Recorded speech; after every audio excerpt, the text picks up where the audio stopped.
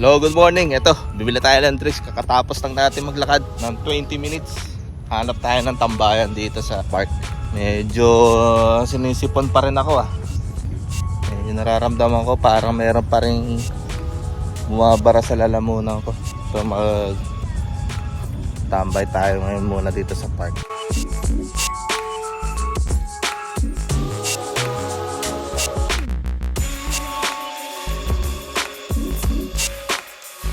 Tumambay tayo sa park kanina. Mga how many mga 30 minutes. Tapos eto ngayon namaleki tayo. Kasi tayo yung tambay sa bahay. So tayo yung magluluto ngayon. 2 days na kaming kumakain sa labas. Ngayon magluluto naman tayo sa bahay. Duty natin ngayon yung pagluluto.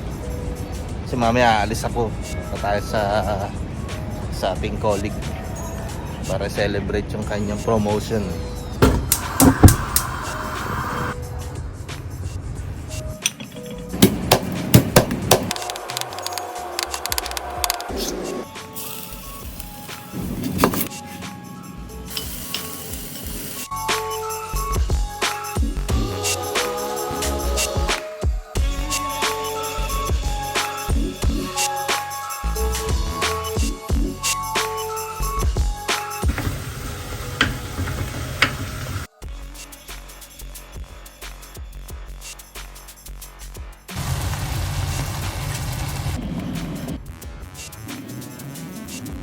Yun, naluto na to ang ating Stopagits spaghetti. Kakain tayo.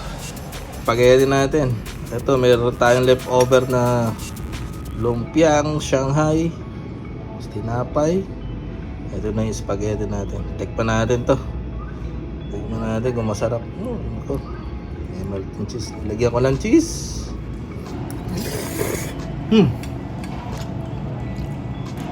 Dap. Ano siya Filipino style spaghetti. Sweet. Ba?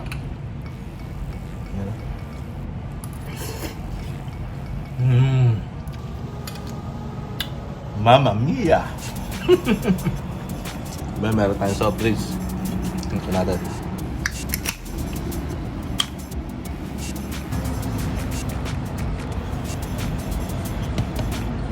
Grabe, sarap. Ito.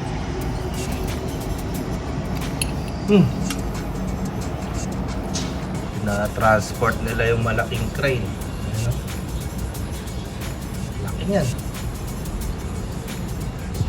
Mega transport. So, kaya nila ililipat yan. Okay,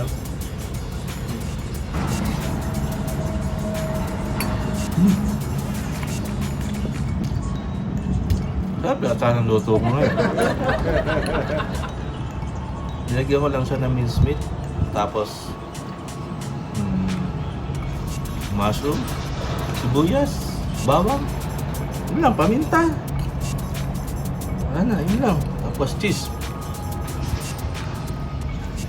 Yung sauce ko, Filipino style spaghetti. Filipino style. So pag Filipino style, matamis.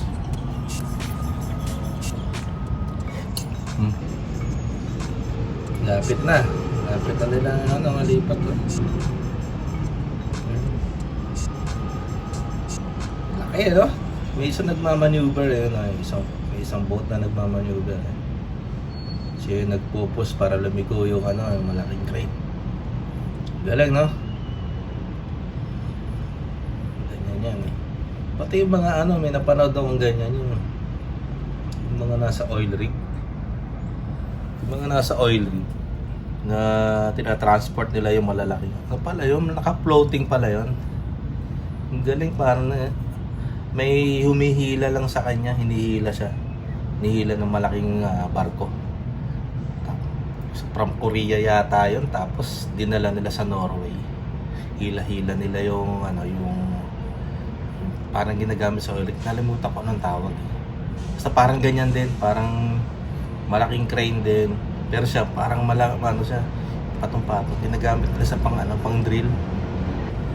Galing, no? Akala natin dun in-assemble Yung pala i-assemble siya sa isang bansa. Kasi gumagawa ng mga ganyan nga, kunyari mga crane. Tapos pagka-assemble, di-deliver nila. Tapos pag-deliver, naka-float siya sa tubig. Hinihila siya ng malaking barko. Hanggang sa makarating sa makarating sa lugar.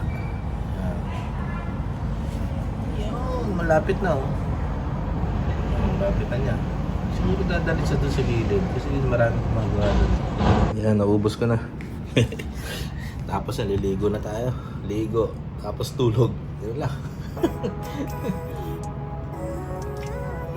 Tapos, pahinga na tayo. Sige, bye-bye. Living life, everyday, late at night, not okay. All I want, and I pray, all I need are some better days. Fuck me, I'm looking in the mirror, so foggy, but I've never seen clearer. I don't really think anyone can save me, and honestly I'm not really sure I want saving.